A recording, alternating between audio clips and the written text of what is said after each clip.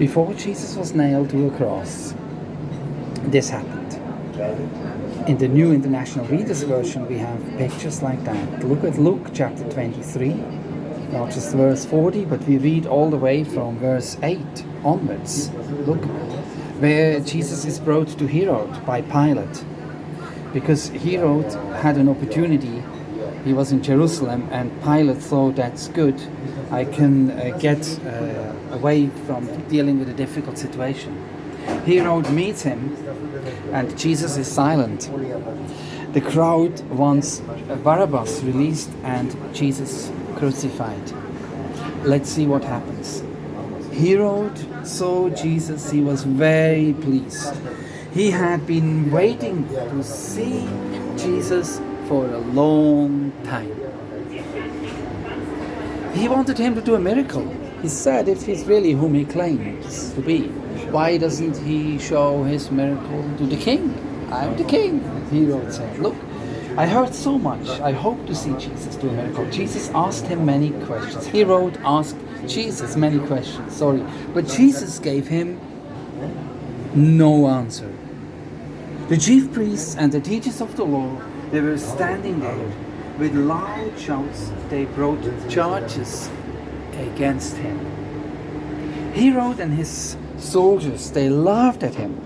They made fun of him. They dressed him in a beautiful robe. Then they sent him back to Pilate. Why would they send him back to Pilate again? Listen carefully. That day, Herod and Pilate became friends.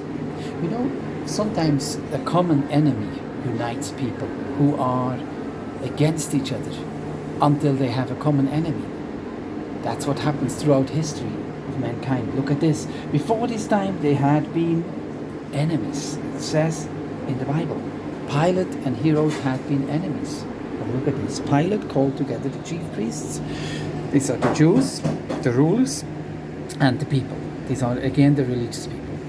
He said to them, you brought me this man. You said he was turning the people against the authorities. I have questioned him in front of you.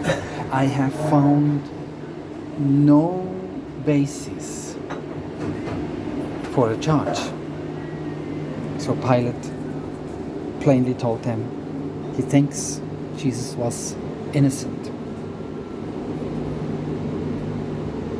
You brought this man.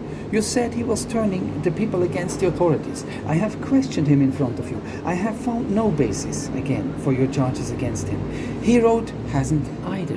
Nor Herod didn't find a base for charge. And Pilate didn't find. So what did the Jews find about Jesus? It was blasphemy. Remember the other day we read that Jesus agreed. He said, yes, I am the Son of God. As you see, Jesus has done nothing that is worthy of death, which means there is no base for death sentence or capital punishment under the Roman law. So Pilate says, I'll just have him whipped and let him go.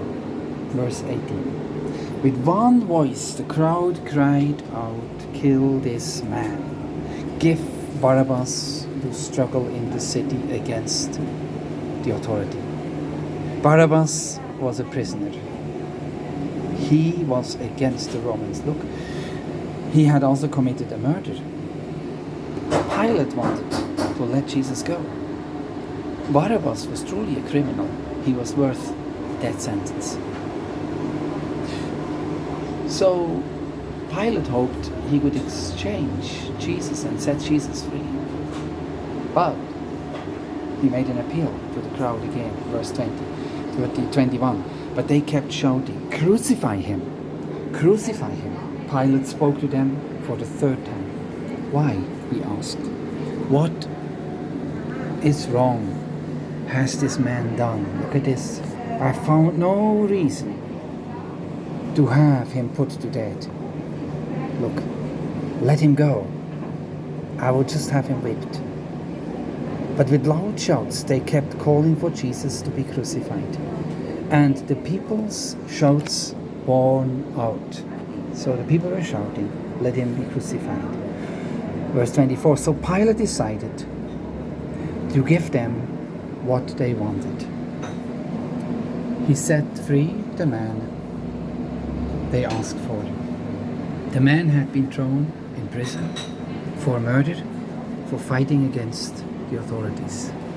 Pilate gave Jesus over to them so they would carry out their plans.